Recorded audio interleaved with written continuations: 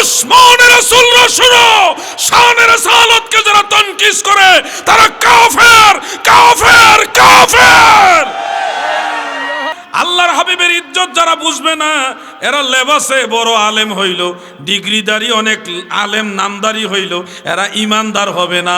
আমাদের দেশের এক বক্তা, সে ডিগ্রিদারি, লেবাস আছে, জুব্বা আছে, দাড়ি আছে, বড় সার্টিফিকেটও আছে, কিন্তু সে বলতেছে ইন্নামা আনা বাশারুম মিসলুকুম, এর ব্যাখ্যায় বলে আমাদের নবী নাকি আবু জাহেলের মতোই মানুষ। আর একটু জোরে বলেন না নাউজুবিল্লাহ। আচ্ছা দাদু খেয়াল করেন, আমি আপনাদের বুঝাইবার জন্য বলছি, আমি জাস্ট বোঝানোর জন্য বলছি, বেয়াদবি নেবেন না। আমি আগে ক্ষমা চেয়ে নিচ্ছি। যদি বলি যে আপনি ফেরাউনের মতো মানুষ, এটা কি কথাটা মানাবে? অপমান হলো না?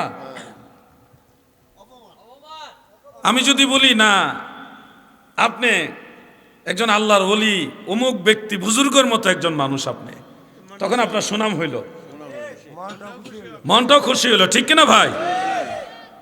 এই লোক সে ডিগ্রি অর্জন করেছে, বড় বড় কিতাবও পড়েছে, তার লেবাসও ভালো, দাড়ি টুপি জুব্বা আছে, সবই আছে, কিন্তু আল্লাহর রসুলের ব্যাপারে শব্দ চয়ন করতে গিয়ে মদিনাওয়ালাকে আবু জাহালের সাথে যখন তুলনা দিয়েছে, সাথে সাথে সে কাফের হয়ে গেছে, ঠিক কিনা বলেন? ويكفر إذا شك في صدق النبي صلى الله عليه وسلم أو سبه أو نقصه أو سكر।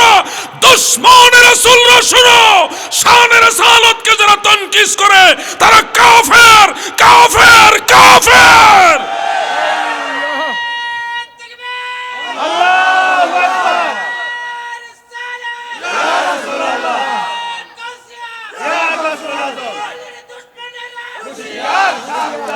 আমার দয়াল নবীজিকে কোন কাফের মুশরিকের সাথে তুলনা দেওয়া তো দূরের কথা, আমার দয়াল নবীজি এমন মহাসম্মানিত, কোন নবী রাসূলও আমাদের নবীর সমান না, কোন নবী কোন রাসূলও আমাদের নবীর মতো না, কারো সাথে তুলনা নাই, কোন মাখলুকাতের কারো সাথে নবীজিকে তুলনা দেওয়া যাবে না। কোথায় আসছি, কোন জমানায় আসছি রে ভাই? আল্লাহর হাবিবের ব্যাপারে শব্দ চয়নে তারা সতর্ক না।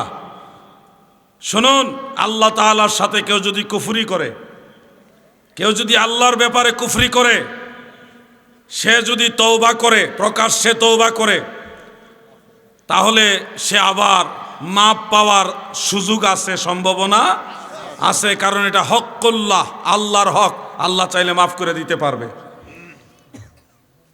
ওয়াগফিরু লিমান ইয়াশা ওয়া ইউআযযিবু মান ইয়াশা, আল্লাহ যাকে খুশি তাকে ক্ষমা করে দিবেন। কেউ যদি আল্লাহর ব্যাপারে শব্দ চয়নে খারাপ শব্দ ব্যবহার করে, পরক্ষণে যদি সে লজ্জিত হয়, শর্মিন্দা হয়, ভুল বুঝতে পারে, ক্ষমা চায় এবং তওবা করে, সে ক্ষমা পাওয়ার সুযোগ আছে, সুযোগ। দুরুল মুখতারের মধ্যে আল্লামা হাসকাফি রাহমাতুল্লাহ আলাইহি ব্যাপারে মাসালা দিয়েছেন, রাদ্দুল মুহতার আলা দুররিল মুখতার আল্লামা ইবনে আবিদিন শামী সেখানেও এই মাসালা দিয়েছেন। কিন্তু কেউ যদি আল্লাহর নবীর সাথে বেয়াদবি করে, রাহমাতুল লিল আলামিন নবীর শান আজমতকে ছোট করে, সে তওবা করলেও তওবা কবুল হবে না, সে মুরতাদ, চির জাহান্নামী হবে, ঠিক কিনা বলেন? নবীর সাথে বেয়াদবি করলে আল্লাহ মাফ করবে না, কারণ এটা হক্কুল্লাহ নয়, এটা হক্কুল ইবাদ। নবীজি মাফ না করলে আল্লাহও মাফ করবে না। এই জন্য নবীজির সাথে কেউ বেয়াদবি করলে এইখানে আর কোনো কনসিডার চলবে না।